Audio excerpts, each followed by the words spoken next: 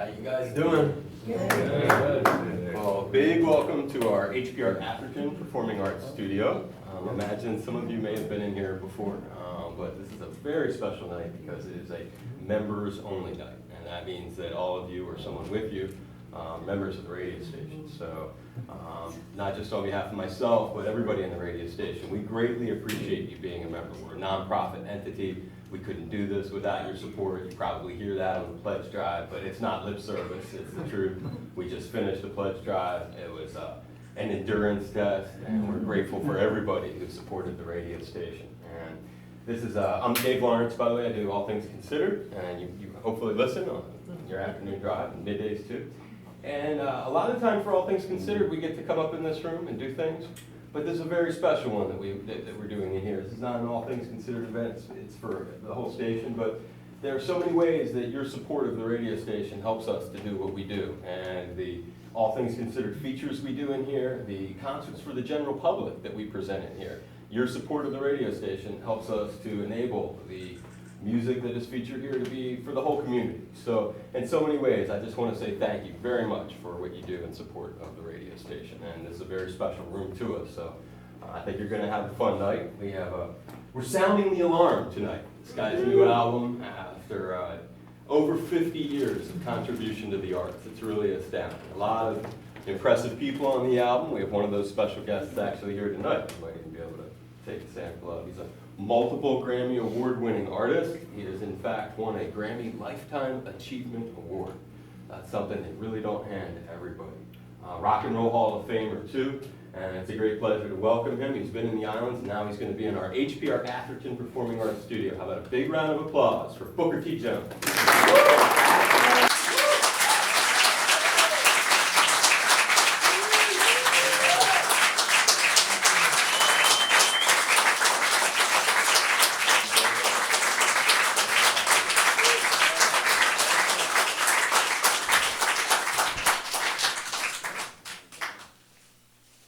Thank you very much.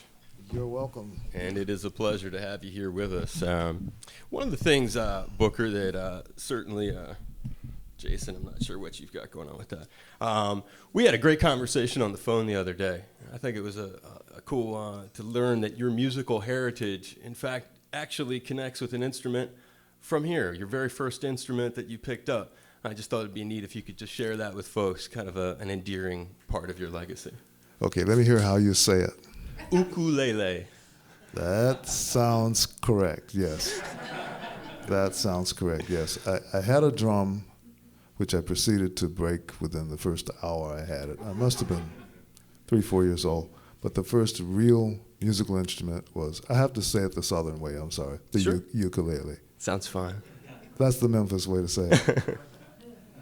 And that was really your beginning, but you're sitting behind an instrument that's related to the one. It was the piano that became an early inspiration. We talked about it, and eventually through your lessons led to the organ. How did the piano first arrive? My grandmother was a piano teacher, and my mother inherited her piano and her lessons. And I was, as soon as I was able to reach it, standing up on tippy toes, I was able to realize a few of my little early fantasies there with the thing there, with a couple of fingers out there, with the C and the E up there. And so my mother sold it naturally, and I had a good tantrum over that, and she got the piano back. And that was around the time I got the ukulele. Very It had nice. diagrams. It had diagrams on the package, which was really a lifesaver for a little kid like me to show you where to put your fingers. But I really couldn't decide between the two. The piano was, she must have played it when I was in the womb, and she was such a good player, my mother I'm speaking of. She played with such feeling. She played Chopin, she played Liszt, she played gospel music. And I was able to afford lessons once I was about, real lessons. Once I was about 6 years old, I got a paper out, sold the Memphis World, and I got my first lesson, Bach, Well-Tempered Clavier.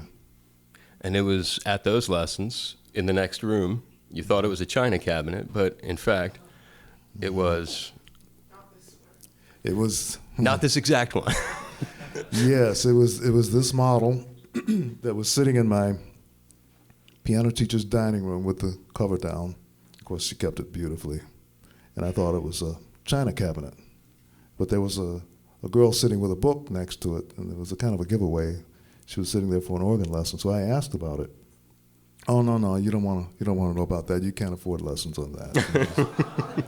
So I got the second paper route and was able to afford the lessons on this Hammond B3 organ. And you still remember what she played? I remember it was a Bach.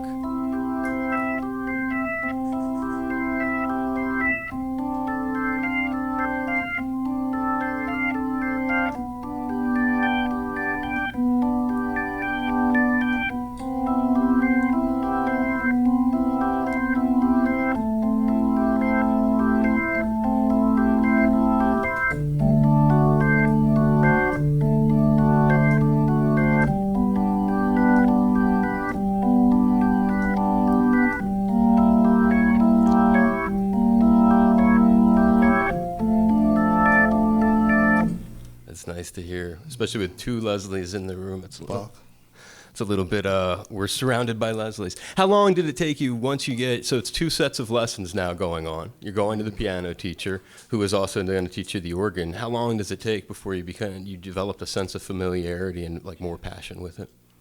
You mean with this? It was instant. The thing spoke to me. It moved me. It actually moved me when I saw it.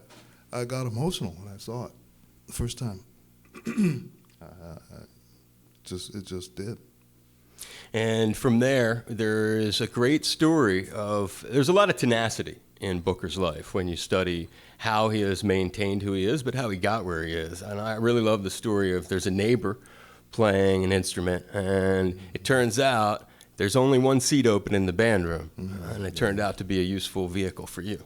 That was the oboe. That was the my next door neighbor, excuse me, Mrs. Humes was her name. She was 80 years old. I must have been 5, 6 years old. She spent a lot of time with me, and her nephew came from Florida. His father was a band director, and he played the oboe. He played it in the upstairs attic. He practiced, and my room was downstairs across the driveway, and I could hear him playing that sweet sound on that instrument. So at school, in 4th grade, all the chairs were taken, all the clarinet chairs were taken. My father had bought a clarinet for me. All the other seats were taken in the band, but the oboe was left in the instrument room unopened. And the band director let me take it home, and I was able to teach myself to play it and made it into the band in 4th grade playing oboe. That's unbelievable. And you've given some credit to some of the mentors. Are there folks you haven't mentioned who you see as critical in introducing you to music in general and helping to nurture these passions when you were younger? Are there other folks besides Mom and people that you can name? Or maybe more stories about how she did it? My mother and my father were both musical. My father sang, my grandmother taught, but there was the radio, and there was Hank Williams coming over the radio. There was Ray Charles. Ray Charles played one of these. Ray Charles played a smaller spinet model, an M3. So I had that sound in my head. Maybe when she played it, I recognized it. But eventually that became my, my avocation, my goal was to make that sound in my life with my career. When I heard Ray Charles play One Man Julep, I must have been maybe 10 years old then. And I realized he was playing a Hammond. How far from that discovery to hanging out at Satellite Records and having Steve Cropper go from being clerk to a bit more than that in your life? Yes, the stories tie into one another. They're unrelated. I was looking for more customers for my paper route. I needed to make more money. So I took the Western Flyer bike outside of my route, over on Macklemore Avenue, where white people were moving out, blacks were moving in, and I thought, well, maybe I could take over some of this area to add some customers to my paper route. And it was mostly commercial, but then, residential, but there was very quickly a commercial section. And the first building there, of course, was a studio, a theater. Well, it was a studio. And inside the theater was a record store. So I didn't do very much soliciting that day because there were records in the counter, and previously we'd have to drive cross town to Sears to get records, or go down on Beale Street, which is a little dangerous. And inside the door there was a very genial person, Steve Cropper, who allowed me to listen to the records hours on end without buying anything. So I was able to listen to jazz messengers and Ray Charles, Roy Hamilton, Kitty Wells. So I spent a lot of time after school there at Satellite Records on Macklemore Avenue. Which is a great name that comes up later in your career, of and course. Didn't get any more paper route customers. You want to, we think about something that you might want to play, and we think of that earliest era, which is just a little bit before when you make your big recording debut. What comes to mind, Booker? Well, this is a song that I played on baritone sax. I got into Stax Records playing baritone sax. Rufus and Carla Thomas. Rufus and Carla Thomas. I hadn't yet.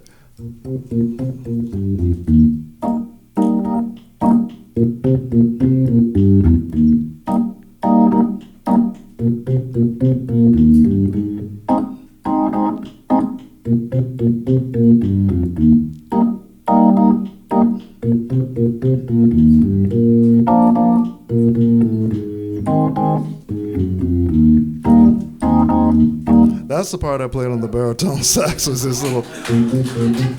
And it was a Tuesday. I was in algebra class, 10 o'clock in the morning, and my friend David Porter came and said, he gave a false pass to the teacher. He made up some type of hall pass, and the band director needs Booker, right away, and come on out in the hall. Went out in the hall, said, go down to the band room, grab the baritone sax, and I got the band director's keys, and he sped me over. I'll never will forget, it was a 57 Plymouth, a really fast car. Amazing. Mississippi Avenue to Macklemore Avenue. And in I walked through that door that I'd been trying to get through for years with a baritone sax in tow. And they had everything all set up, ready to record. And Booker, do you have an idea for the intro to this song?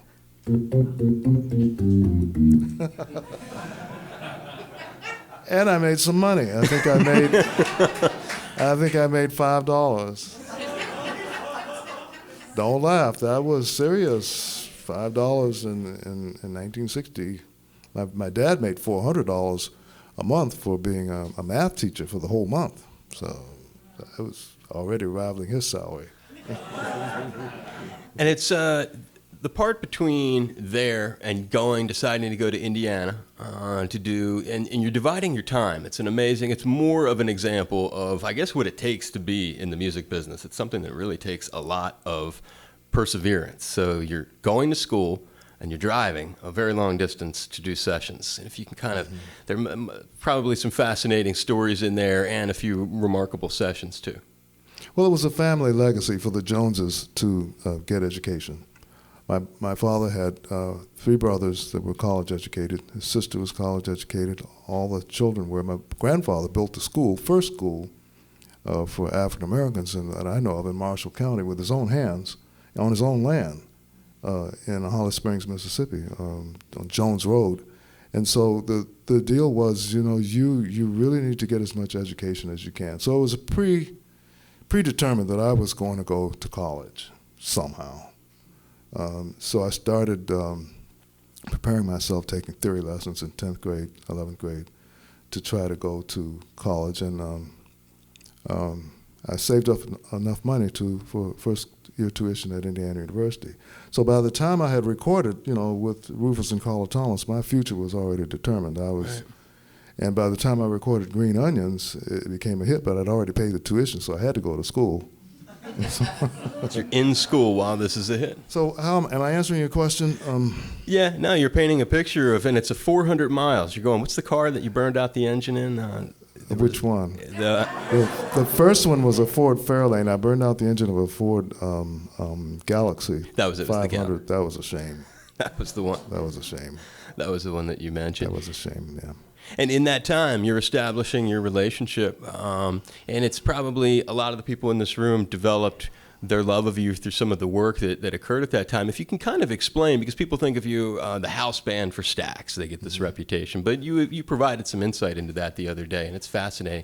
It's a bit more than that. It's really a variety of individuals getting called for individual sessions, and occasionally you guys all coming in together. And if you can kind of, for folks looking back and trying to understand it better, take us into a little bit of that. Well, there was a core group that changed from time to time. But it began with a fellow named Chip Smallman, who left Stax very early. But he was the engineer and guitarist when I walked in. Jim Stewart, who was the owner, had hired him to be sort of the foreman there, and he was a guitar player. Al Jackson Jr. ended up being the drummer. He was someone that I met on stage with Willie Mitchell. He was a local blues and jazz drummer. Louis Steinberg, bass, same situation as Al Jackson, played all the clubs in Memphis, and I ended up being the keyboard player. So we were the ones that played most of the afternoon sessions and weekend sessions as the house band at Stax Records. And it was just by chance that we became our own artists as Booker T and the MGs, because an artist didn't show up or something like that. We ended up with free studio time. Which helped you to develop that? Which we used to record a blues Your and own eventually Green Onions for Booker T and the MGs. You like playing Green Onion solo on this thing?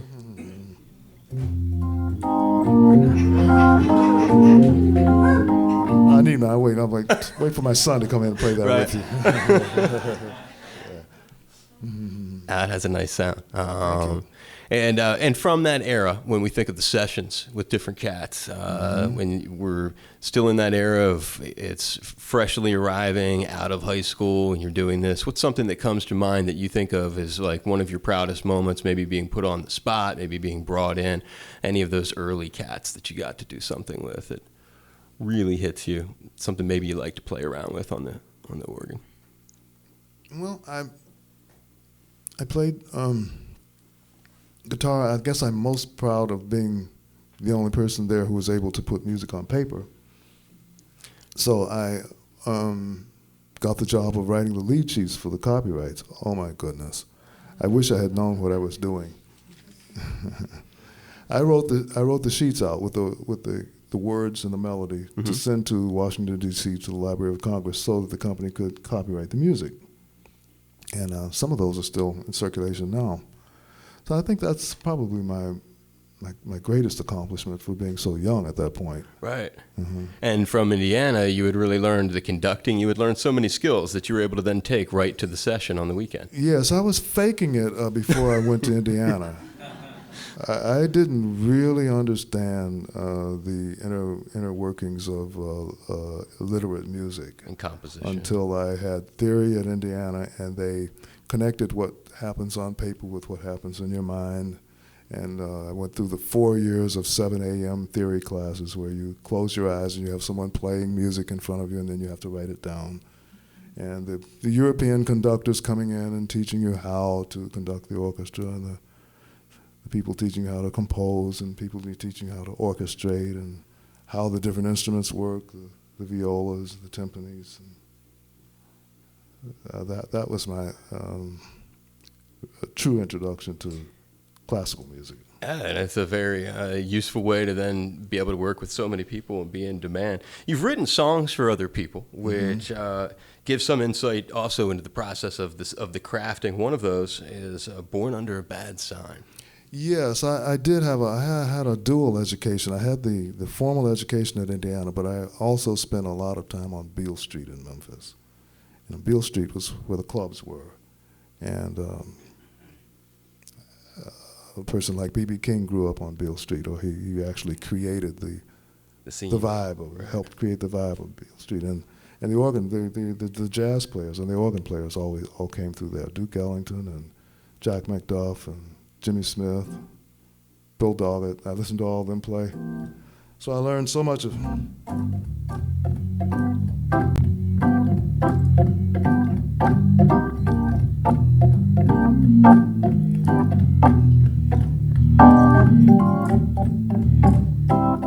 that type of thing was just, of course, it was the opposite of what I was learning in Indiana. And the opposite of what I was doing in church. And you were assigned to do that song, right? Born Under a Bad Sign. It was my assignment, and with my partner, William Bell. Right. They were able to convince Albert King to come to Stax Records for a session, and they needed a song. So we had one day. We had one day to write it for the session the next morning.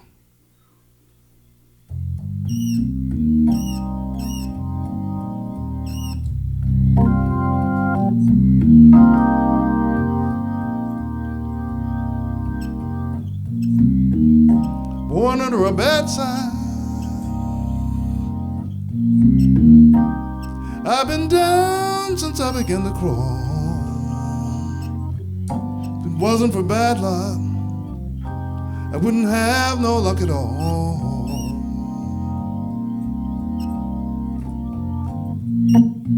Hard luck and trouble, my only friend. I've been on my own ever since I was 10. Born under a bad sign, I've been down since I began to crawl. If it wasn't for bad luck, I wouldn't have no luck at all.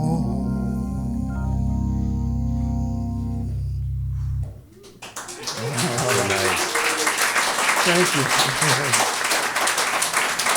Sounds so nice. Thank you. I love you more than words can say. Any insights into the composition, writing for Otis Redding? Yes, wrote that with another assignment, wrote that with Eddie Floyd for Otis Redding, who had become a star.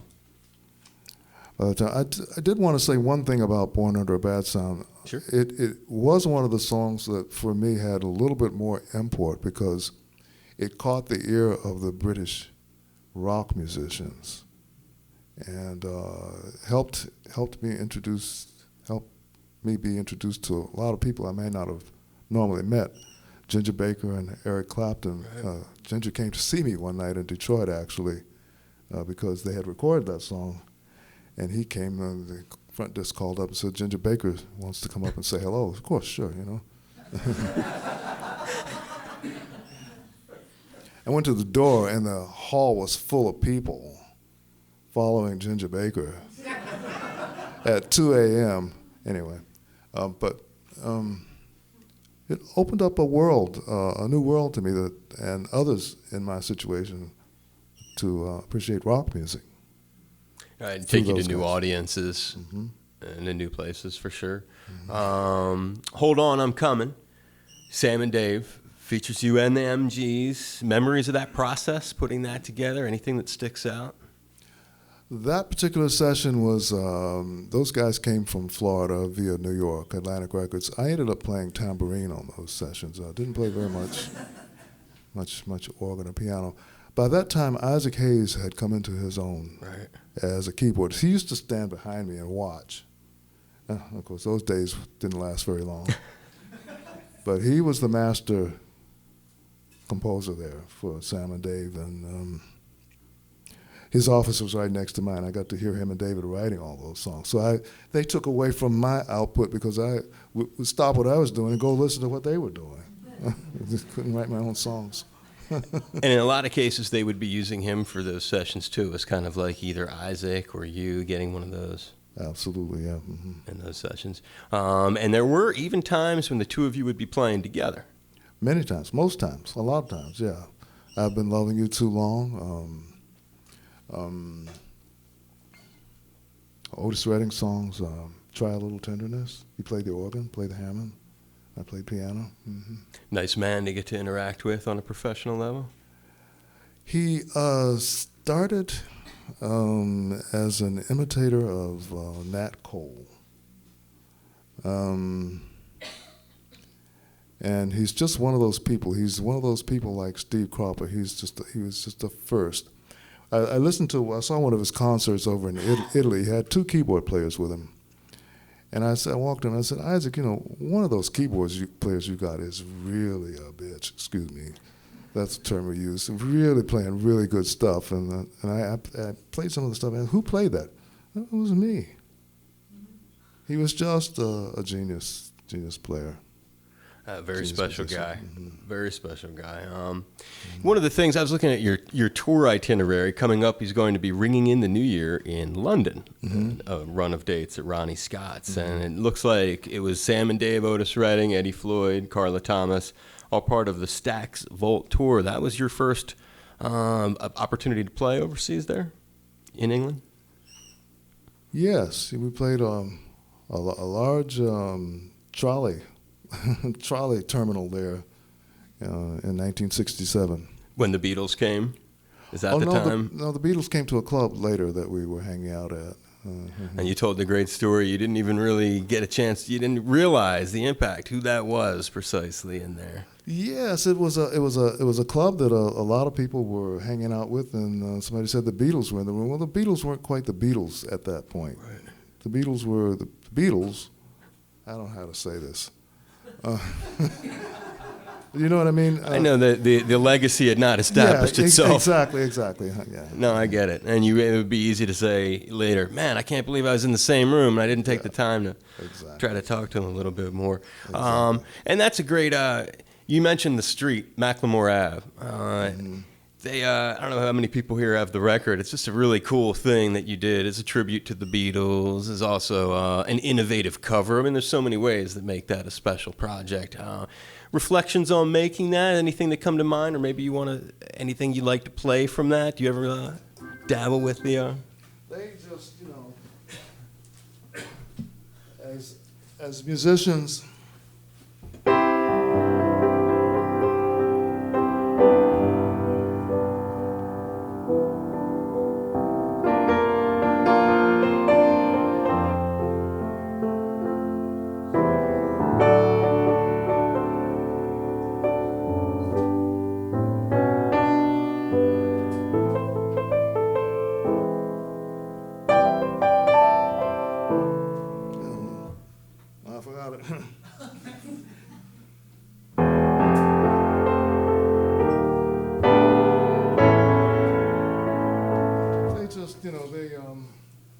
Consummate musicians that didn't need to be, but they were. They continued.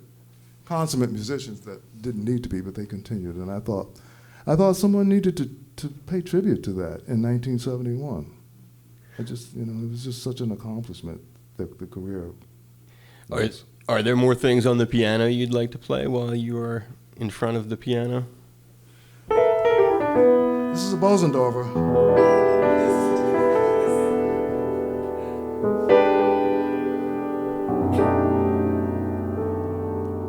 I never said anything about gospel music.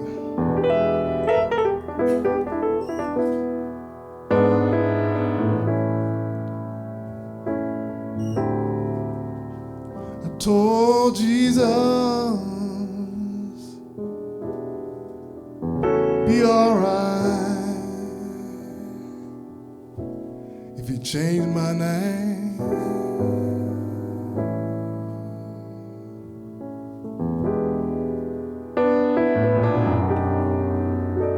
I told Jesus, be alright if you change my name.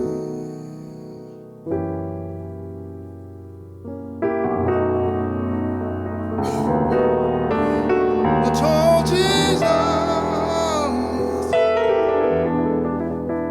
be alright.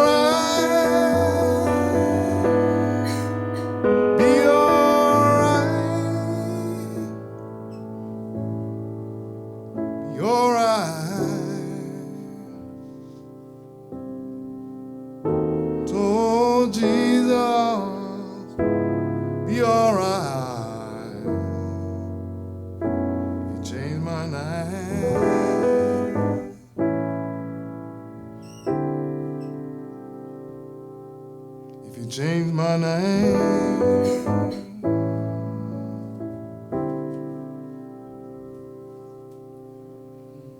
So,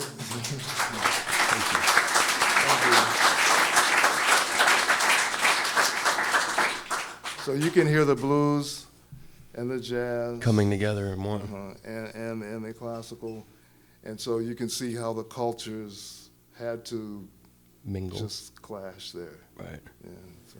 No, it's nice. And that's one of the great things about your education, provides such a unique position for you to be able to add to the songs, and you bring a lot to it. When you were talking chronologically, I think about another thing we talked about the other day, artist he's associated with very strongly, Bill Withers. In a little while, hopefully get a chance to talk about your new record where you feature his daughter on board there. But when you think about that period, being introduced to that music, you told a great story. He's building airplane seats or something. Airplane toilets. Every time I go into one, I think about him. I think about one. Yeah, he was in Inglewood, and the fellow that sold Stax Records to whoever, Paramount Pictures or Columbia, African-American guy, was selling big companies at the time, kind of an odd thing. But he called me up, said, I really want you to hear this singer, this guy. I know, this is not something that we normally do, but he sent him out to my ranch. He comes out there with big old brogans and, workman's clothes and a guitar and a big, thick notebook. Ain't no sunshine when she's gone. It's not warm when she's away. Ain't no sunshine when she's gone. She's always gone too long. Anytime she goes away. So he sang a couple more songs. I stopped him and just got on the phone, started making calls. Lining up sessions. Just called the studio, called people to come out from Memphis, and just went as soon as possible to go record. And it was a record you involved yourself in a lot of ways on, too. So you were playing and kind of overseeing it in a variety of ways. I produced it, wrote the strings. And played a great deal on it, too. It was a different music industry then. You didn't need to, sign all types of paperwork to get into the studio at that time, Right. It was just Which is what influenced your decision to leave Stax, basically. That sort of meant the way that the business had gone. You have a knack for doing that. You have a knack for connecting these. Yeah, it's true. It's true. That very guy that sold Stax to Gulf and Western. Right. Yeah, and they were the company that it wasn't the same company, of course, that I walked into with the little baritone sax in 10th grade. It wasn't. That's not the company I left. Right. I left a company that was getting memos from New York City and Hollywood, directives basically, as to how to run the company and what the company should be and what the bottom line should be, what the profit should be. Business was changing a lot then. That's when radio started to really change too. Corporations started buying up groups of stations all over the place. There's another. We had a listener, Steve, my loyal. He emails me tidbits about music things that have happened in Hawaii, and it's just way back in time, and he'll send me reviews and details on who was there. And he was talking about some of the things in your life that it mattered to him, and one of the things that I know a lot of people in this room probably are curious about too is, and it was right around that same time as the Withers that we were talking about, just a few years later, Bob Dylan, who I understand was, I don't know if it was like Willie Nelson where you had a place on the beach and you could see him running around, but he was certainly a close person. You got to be on a pretty important song. Yeah, he was part of the Malibu group. People would stop by my Malibu ranch. It became pretty much, an open door. I had a ranch there, and Bob was one of the ones that stopped by. I had a Craig tape recorder that I had brought from Memphis, and I had just messed the thing up. With candles and stuff, it burned the speaker out, and the speaker was so messed up that it sounded distorted. And Bob loved to plug his electric in. I know people didn't like him to play electric. He plugged his electric into my Craig, and it sounded like a fuzz tone guitar. Like that. So he started coming over every day playing through my Craig tape recorder. I never thought to turn the thing on. Yeah, Bob. And ended up playing bass on Knocking on Heaven's Door. And Special he thing. had the ranch over at Paradise, across the Pacific Coast Highway. He had a ranch over there, a small ranch. When you think about those times in Malibu and you're thinking about this gear in front of you, is there any songs that come to mind that you want to lay on folks that maybe from that era reminds you of that era?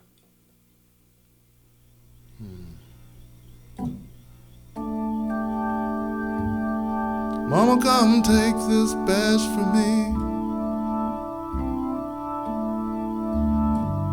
I can't wear it anymore.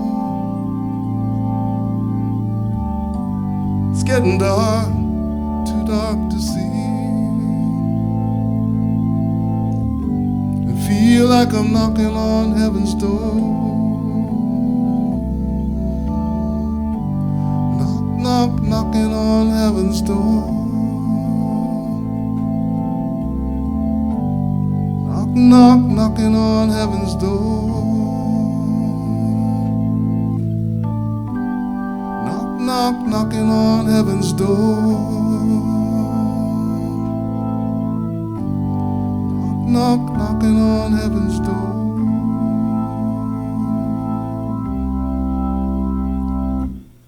Yes, I think about that.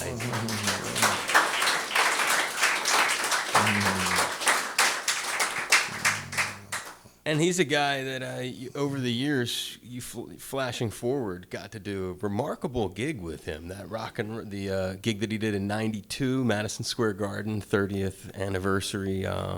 With Neil Young? With the Bob Dylan one. Oh, the Bob Fest. At Bob Fest, right? At Madison Bob Fest at Madison Square Garden.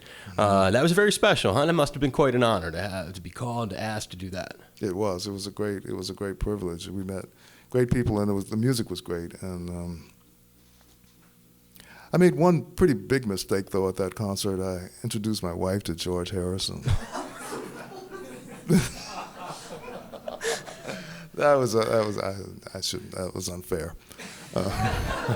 But George was there, and she was a Beatles fan, and that's just she's a big bad Beatles mix. fan. Oh, she'll never forgive me for this. Okay, but it was a great evening. Sinead O'Connor. No, was that? Yeah, that was the night that Sinead. Oh my goodness. Yes. Yeah, there was a lot going on at that night. There was a lot going on. That was a very busy, and it would be hard to keep track of. I remember it was dizzying. Just the record is dizzying, keeping track of all the folks on that. Tom Petty and the Heartbreakers. Right, just about everybody was at that. A few years later, similar event, scaled down. Hard to believe that Dylan's event at MSG had more star power, but the '95, the Rock and Roll Hall of Fame, when they finally decided to open it in Cleveland, you were part of that as well. Mm-hmm. Mm-hmm.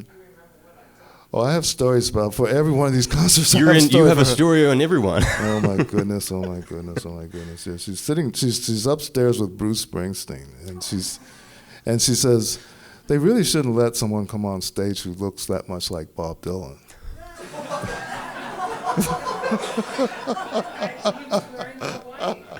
You couldn't. He had lost weight and everything. Yeah, it wasn't that far. It wasn't that far. We had new glasses. Anyway, we have a good time. Yeah, that was a great concert. It was one of the most wonderful days of my life. The people of Cleveland were just so wonderful to us. We took over the city, and the concert went till 4 o'clock in the morning or something like that. They were so gracious and so beautiful to us, and just everybody came. Aretha Franklin, Stevie Wonder, everybody came. And it was just such a wonderful sort of homecoming backstage there. That's a great word for it, because a lot of people that you've spent your life really getting to work with and know and admire. Mm-hmm, so it's a different kind of experience. Mm-hmm. And I will never forget how the feeling of Cleveland. I'll always love Cleveland for that. And the people that put up the money for the building, everybody was there. That was really quite nice. A celebration then. It was. Mm-hmm. And that same year was the beginning. As a man who's had a career that started in the early 60s, but it was 1995 that Grammy #1 arrived, right? It was from a 1994 release, but it was that year. And is that something that, I mean, I know you're very we talked about it. You had them in a place you can see them all, I guess, like on a mantle or something like that at your house. Yes, on the house. Was that is that a kind of a feeling like it's about time when you finally get that? Is that the kind of feeling that, I mean, I'm just curious where that fits in. To be totally honest with you, I can be honest with you, if not everyone else. But, you know, I remember the Grammys when they started in Nashville. It was at the VFW, you know, there were little chairs like this, and nobody really cared that much. Well, serious that much about it. The first year was 1968 or 67 or something. I mean, now it's this huge institution, deal. Right? But it's great because it's an honor that comes from your peers, people who do what you do, vote for it. So it really means something. Anytime a Grammy's handed out. And I'm just so fortunate to have one. Well, you've got a few, and that's what's kind of neat. Fortunate to have any. Yes, and no doubt, and God bless you for them. But in addition to that one, just a couple years later, and a record that is Booker's life has more Grammys that came, and they came quite recently, in just the last several years. That's kind of a special thing, I think, and it acknowledges newer releases that you're probably just as proud to be part of. And when I think of the one with Neil Young, who we mentioned earlier, and he has such a long history, it's impossible to condense every one of his stories into this hour. So please forgive me if we didn't touch on your artist that you love. But in 2009, Drive-By Truckers, Neil Young. What led, like, who got in touch with who to make this record, which ends up bringing you more Grammys? The owner and manager of Anti Records, Andy Calkin, came up with the idea that I should work with Drive-By Truckers. I had known Jason Isbell, whom either he fired them or they fired him, I'm not sure, but he had turned me on to the band. We played at South by Southwest. We jammed together out on the street in Austin. And he's, you know, you really should check out this cool band. And they embraced me in the Southern way. They took me in and they let me. I say they let me drive. They let me drive. The Drive-By Truckers let me drive. They played my music. It was guitar music. I had a lot of guitar songs that I had written, and practically every song on the album is a guitar song with an organ lead. And to be recording again was just coming back home for me. They did that for me. The Drive-By Truckers and Neil Young. And Neil Young, to give Neil credit, it was, and I'm just paraphrasing, but you had said you were out of the music business. You were not doing so much stuff when Neil got in touch with you in '93 and wanted you to back the band. And so it was you, Booker T and the MGs backing Neil. And in some ways you said you credited him with getting you back into things. Absolutely. He pulled me back in. You know, the business went crazy in some ways, financially, and well, it didn't go crazy. It did its thing. You know, it was cyclical, and disco came in. Record companies lost money, and studios closed. It changed. So we left Hollywood. We left and we moved to Northern California, where Neil lived. And we hung out some up there together, and we went on the road together. He pulled me back into it. That's a great thing. Well, I guess we all owe him a little on that one. He actually lives in the state, too, part-time in Hawaii Island, Big Island. Has a place out there. I forgot to mention that on the phone when we were talking about Willie. And in that one, scores you Grammys again. Whose idea was it to do the Tom Waits song, real quick on that? That was Andy Calkin, once again. Okay. Yeah. Just always curious about that. Yeah. Another song you want to jam? Is there something that's, what feels like it'd be a nice thing right now to stick in the set? Let me play with my son now. That'd be great. This is my son, Ted Jones. This is my son, Ted Jones.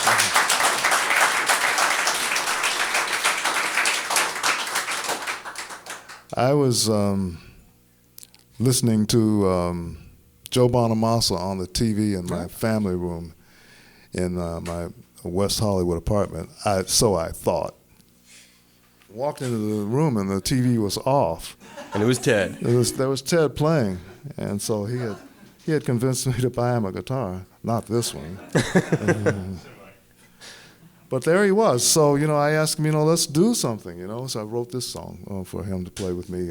It's on Sound the Alarm. It's called Father Son Blues.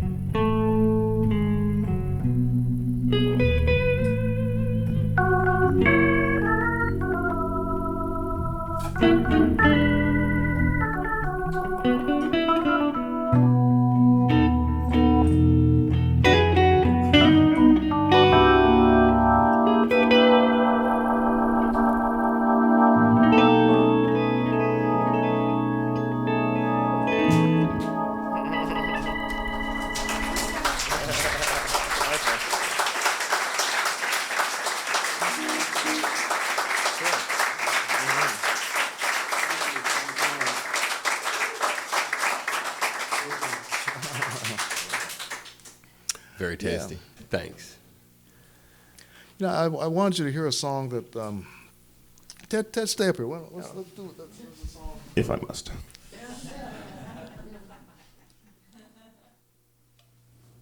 How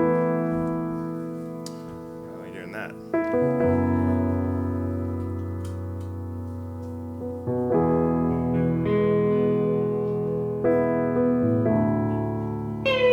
This guy presented me with the R&B award in Minneapolis, Prince.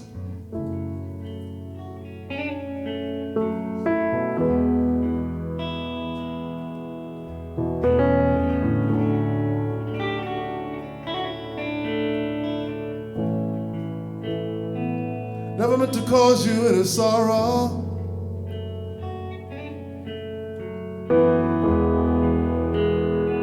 Never meant to cause you any pain.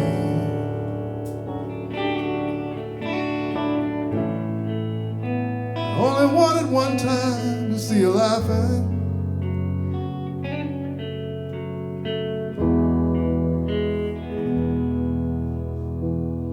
I only wanted to see you laughing in the purple rain, purple rain, purple rain,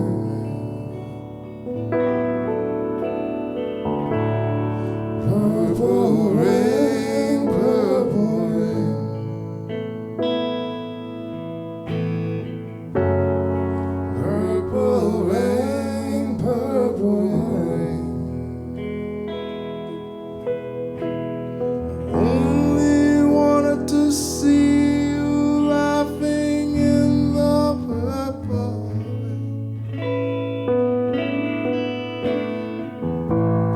I never want to be a weekend lover. I only want to be some kind of friend.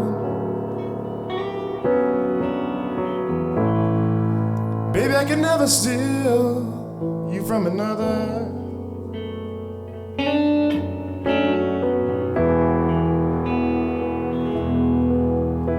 Such a shame our friendship had to end. Purple rain, purple rain, purple rain, purple rain,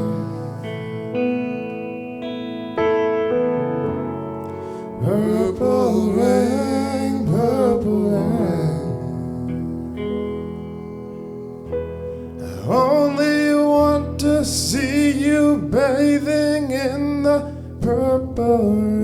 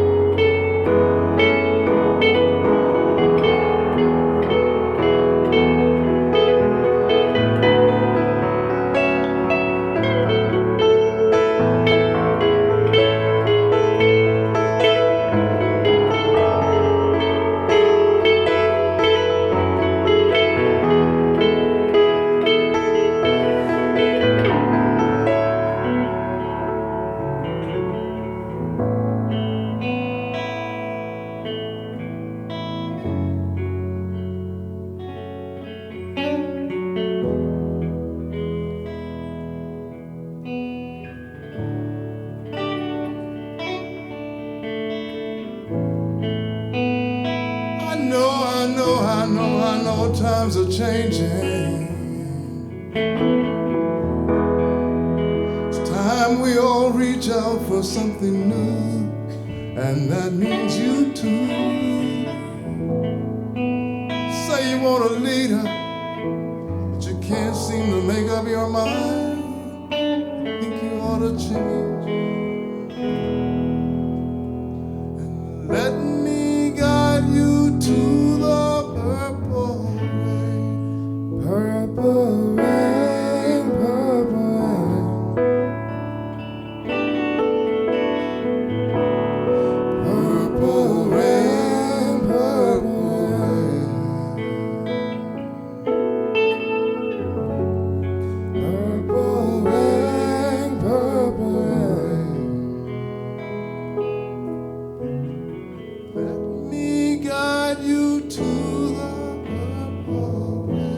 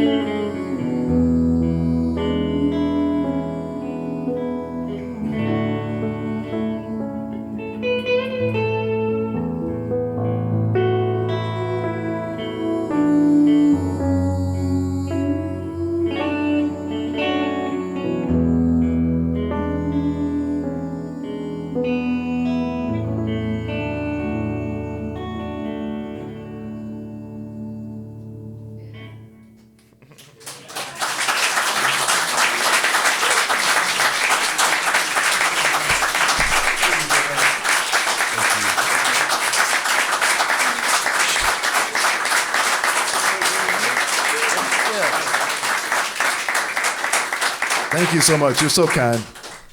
Now here's a song that I recorded when I was young. I was 17 years old, a senior in high school at Booker Washington, Memphis, Tennessee, with Booker T and the MGs. This is called Green Onions.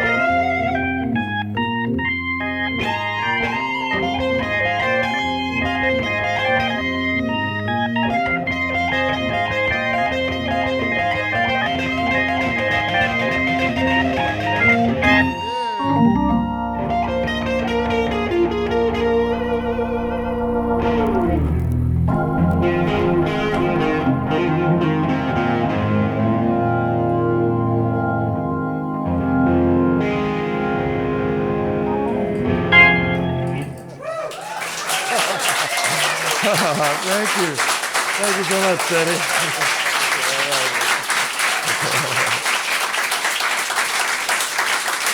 Thank you. Thank you so much. Green onions. All right, Dave. Thank you.